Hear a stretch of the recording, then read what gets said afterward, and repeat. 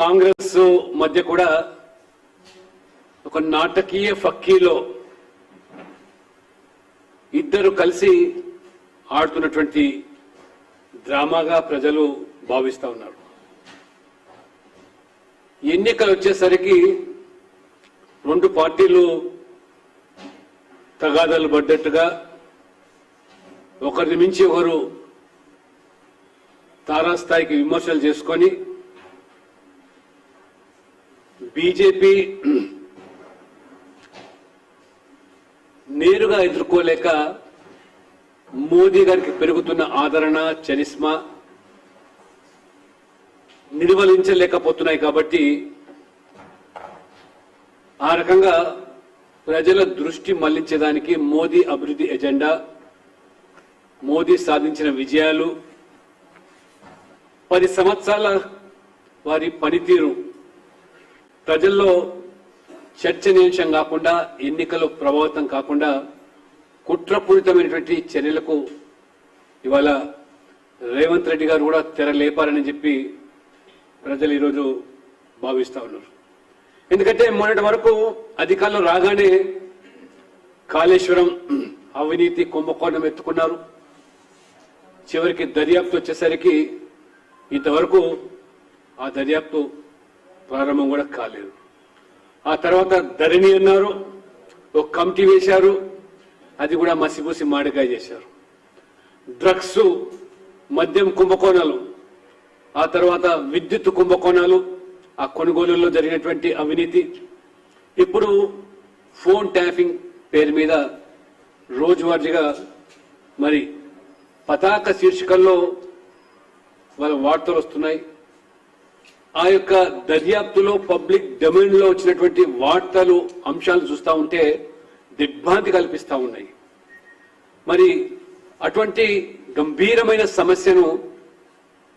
సూత్రధారులను ఎవరిని కూడా మరి అందులో పరిగణలోకి తీసుకోకుండా కేవలం మరి అసలు దోషులను తప్పించడానికి కాంగ్రెస్ ప్రభుత్వం, రేవంత్ రెడ్డి ప్రభుత్వం మసిబూసి మారడిగాయ చేస్తున్నట్టుగా ఇవాళ భావిస్తా ఉన్నాం. ఎందుకంటే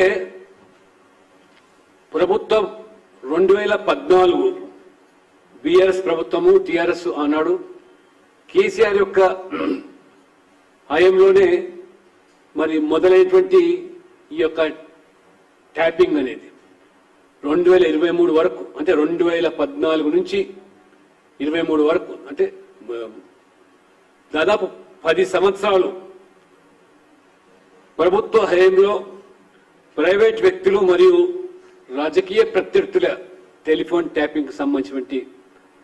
ఈరోజు జరుగుతున్నటువంటి దర్యాప్తు చూస్తూ ఉంటే మరి మొత్తం ఈ ఆపరేషన్ అంతా కూడా సూత్రధారిగా ఉన్నటువంటి ఒక రిటైర్డ్ పోలీస్ ఆఫీసర్ మరి ఆ రకంగా 4 ఏసీపీలు, డీసీపీలు వారిని అరెస్ట్ చేసి జైలు పాలైన తర్వాత మరి ఆ యొక్క అంశాలు ఏవైతే తెర మీదకి వస్తూ ఉన్నాయో, ఆ యొక్క పబ్లిక్ డొమైన్లోకి వస్తూ ఉన్నాయో, మరి ఇవాళ ఆ అంశాలు చూస్తూ ఉంటే ఎంత మరి తీవ్రమైన అంటే, ఒకవైపు దేశ భద్రత, మరి అదే రకంగా వ్యక్తుల భద్రత మరియు స్వేచ్ఛను హరింపజేసే రీతిలో ఈ మొత్తం తతంగం జరిగిందని, అంటే ప్రభుత్వం ప్రాయోజితమైనటువంటి యంత్రాంగం వ్యక్తిగత జీవితాల్లోకి ఉద్దేశపూర్వకంగాను దుర్మార్గపు చొరబాటుగా మరి ఎంత హాని మరి కలిగించిందో ఇవాళ స్పష్టమవుతా ఉన్నది. 2018 అసెంబ్లీ ఎన్నికలు, 2019 లోక్సభ ఎన్నికలు, మనం రాష్ట్రంలో జరిగిన తదుపరి అన్ని ఎన్నికలు కూడా అవి పోలీసు అధికారులలో కొందరు ప్రతిపక్ష పార్టీల టెలిఫోన్ ట్యాపింగ్ జరిగిందని,